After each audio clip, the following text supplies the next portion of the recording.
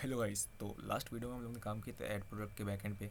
तो एक प्रोडक्ट को हमने यहाँ पे ऐड करके देख लिए थे, यहाँ पे काम कर रहा है। और आज की इस वीडियो में हम लोग काम करने वाले हैं ऐड सेल्स पे। तो चलिए शुरू करते हैं। तो ऐड सेल्स में हमारा फॉर्म ऐसे काम कर रहा है कि ड्रॉप डाउन मेन्यू में जो भी प्रोडक्ट हमारा ऐड है, जो भी डेटाबेस में हमारे प्रोडक्ट के टेबल में हमारे जो भी प्रोडक्ट्स हैं, तो वो यहाँ पे देखने वाला है ड्रॉप डाउन मेन्यू में। और उसके बाद हमको डालना है कितनी क्वांटिटी है, और उसके बाद सेल्स अमाउंट टोटल कितना हो गया वो डाल देना है और ऐड सेल्स कर देना है। चलिए शुरू करते हैं। तो यहाँ पे तीन एट्रीब्यूट को हमको यहाँ पे एंट्री करवाना है। एक रहेगा हमारा क्वांटिटी, एक सेल्स अमाउंट, एक प्रोडक्ट।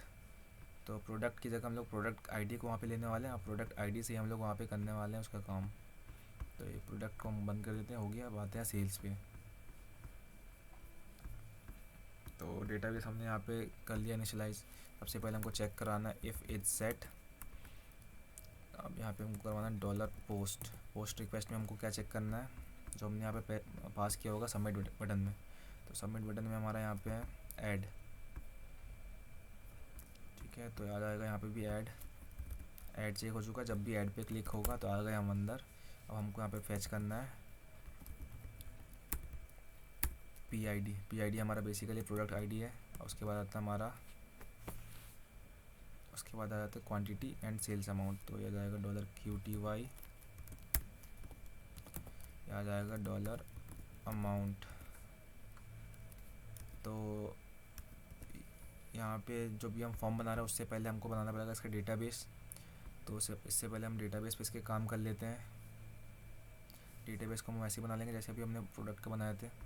आना है न्यू पे, यहाँ पे नेम डाल देना है हमको चाहिए सेल्स के लिए। तो सेल्स पहला हमारा आ जाएगा आईडी। दूसरा है, क्योंकि हम यहाँ पे ड्रॉप डाउन मेन्यू यूज़ करने वाले, तो या तो प्रोडक्ट का नाम हमको यहाँ पे स्टोर करवाना पड़ेगा या आईडी। तो हम लोग आईडी करवा लेते हैं, आईडी ज़्यादा सही रहेगी। यहाँ लिख देते हैं हम लोग प्रोडक्ट आईडी।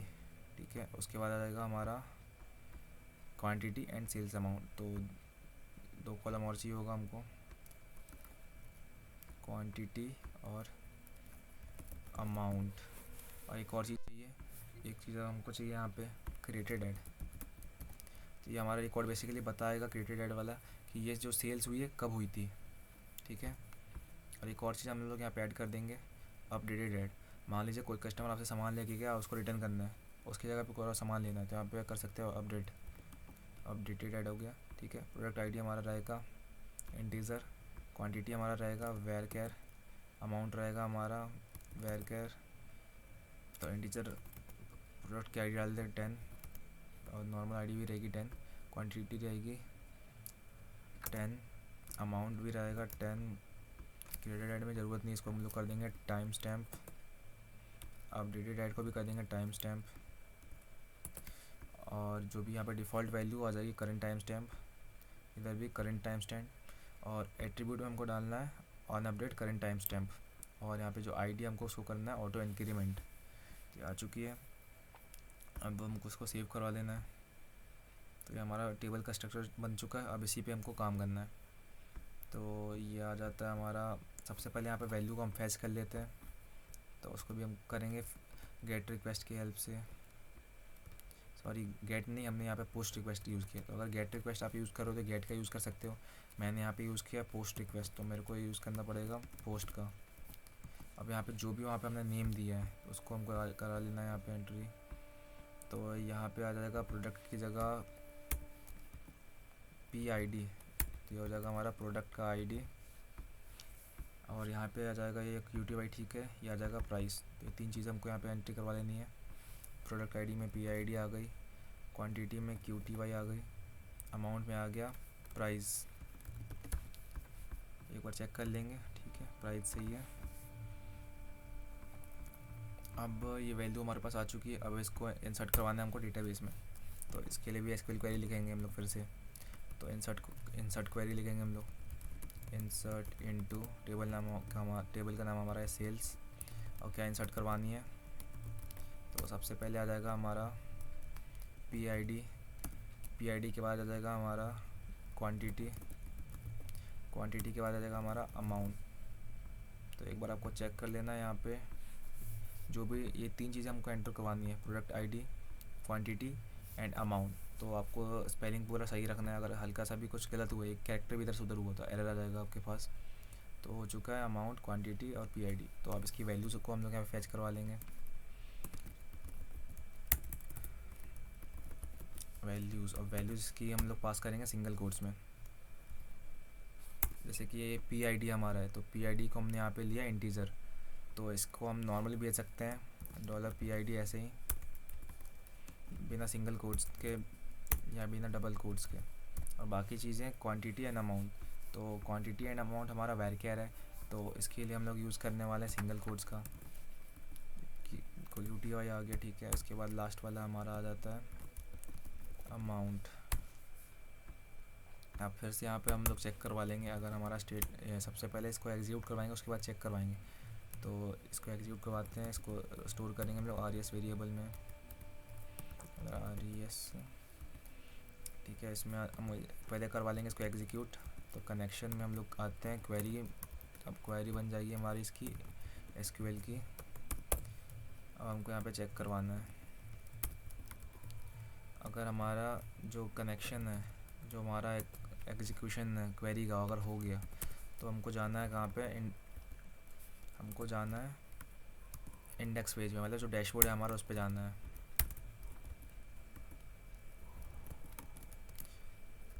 तो लोकेशन हमारा रहेगा इंडेक्स पेज, इंडेक्स पेज ही हमारा मेन डैशबोर्ड है।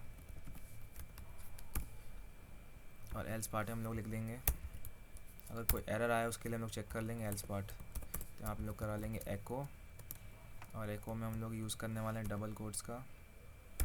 डबल कोट्स के अंदर हम यूज़ करने वाले हैं S3 का। अब S3 के अंदर हम लोग लिख लेंगे एरर ऑकर्ड इन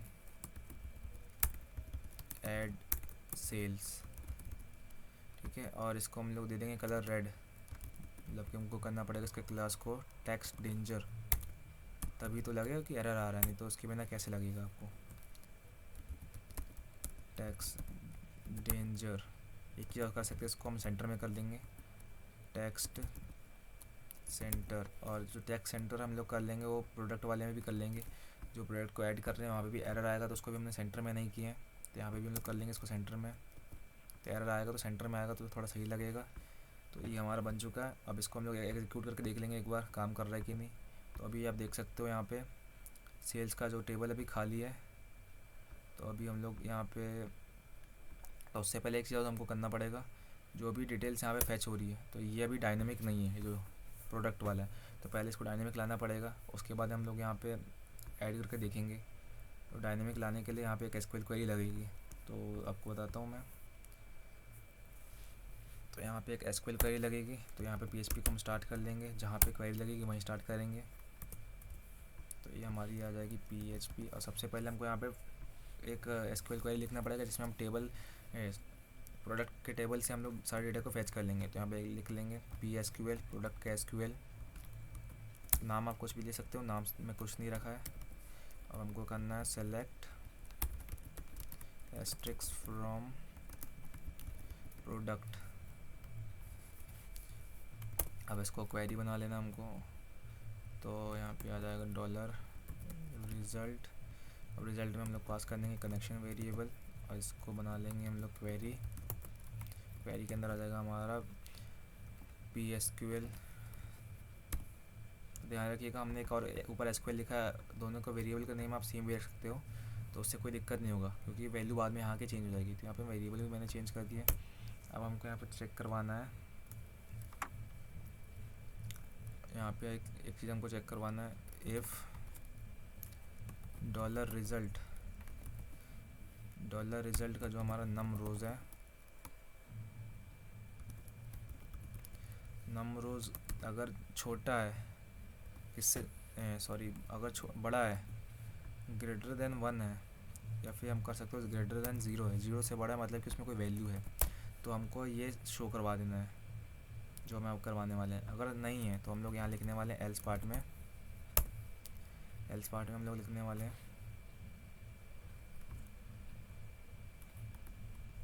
हाँ करवा देंगे हम लोग एको। यहाँ पे आ जाएगा डबल कोट या सिंगल कोट लिख लेते हैं, क्योंकि हमारा अंदर जो वैल्यू डबल कोट में है। ये आ गया। अब यहाँ पे लिख लेंगे 0 प्रोडक्ट्स फाउंड। ठीक है, ये हो चुका है। अगर एक भी प्रोडक्ट नहीं है तो यहाँ पे दिखाएगा 0 प्रोडक्ट फाउंड, तो 0 की जगह यहाँ पे आ गया पैरेंथेसिस, तो आगे 0 प्रोडक्ट फाउंड। हमको आगे काम करना है। यहाँ पे ये ऑप्शन को हम कॉपी कर लेते हैं। उससे पहले इसको कर लेंगे सिंगल कोट्स में, क्योंकि ऊपर हम डबल कोट्स का यूज़ करने वाले हैं उसमें। और टेस्ट की वैल्यू को हटा देते हैं क्योंकि हमको यहाँ डायनामिक वैल्यू चाहिए। तो ये आ गई। तो अभी हम यहाँ पे एक सिंपली इसको करवा लेते हैं एको,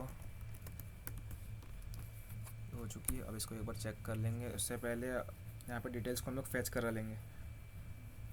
तो यहाँ पे जो वैल्यू रहेगी वो बेसिकली रहेगा हमारा जो भी आईडी है प्रोडक्ट का, तो प्रोडक्ट की आईडी को हम लोग फैच करवा लेंगे।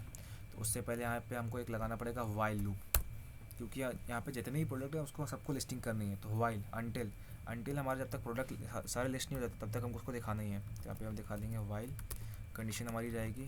तो यहाँ पे हम यहीं से हम वैल्यू भी गेट कर लेंगे जब तक हमारा रिज़ल्ट है। रिज़ल्ट का जब तक हमारा फैच उसको होता है, मतलब जब तक उसको रिज़ल्ट की वैल्यू मिलती है तब तक उसको डिस्प्ले करवाना है। आ गया। तो ये एको इसके अंदर आएगा। अब इसके अंदर बेसिकली दो चीज़ आएगी। वैल्यू हम पास करने वाले आईडी, क्योंकि हम आईडी स्टोर कर रहे हैं, और यहाँ पे आ जाएगा नेम। तो सबसे पहले हम लोग नेम एंटर करवा लेते हैं। तो इसके लिए आपको डबल कॉलम लिखना है, डबल कोट्स में यहाँ पे कर देना डॉट डॉट, और इसके सेंटर में आ जाना है आपको।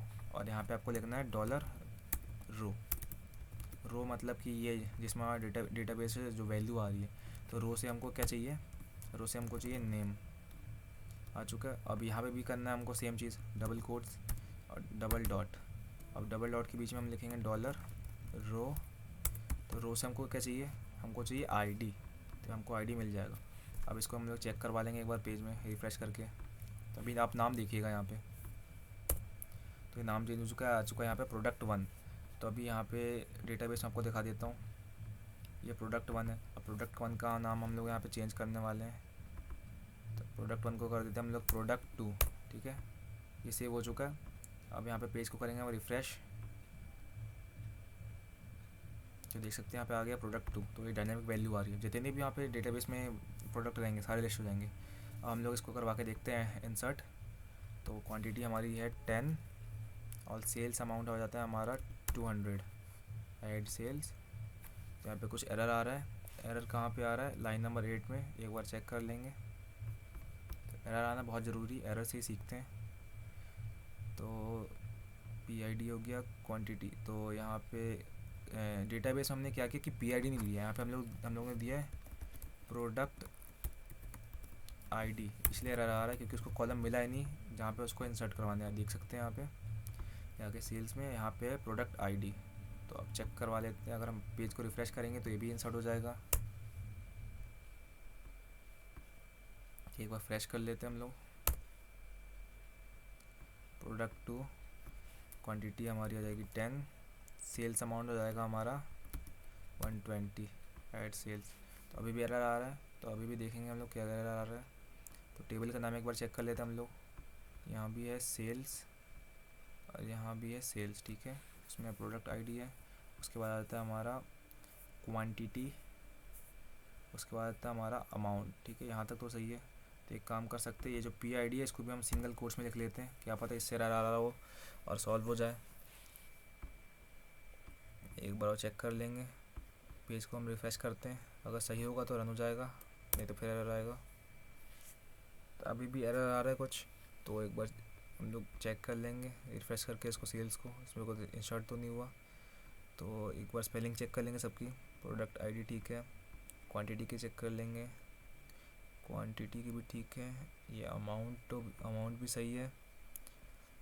तो यहाँ पे वैल्यूज़ भी ठीक है। या आ जाता है PID, या आ जाता है QTY।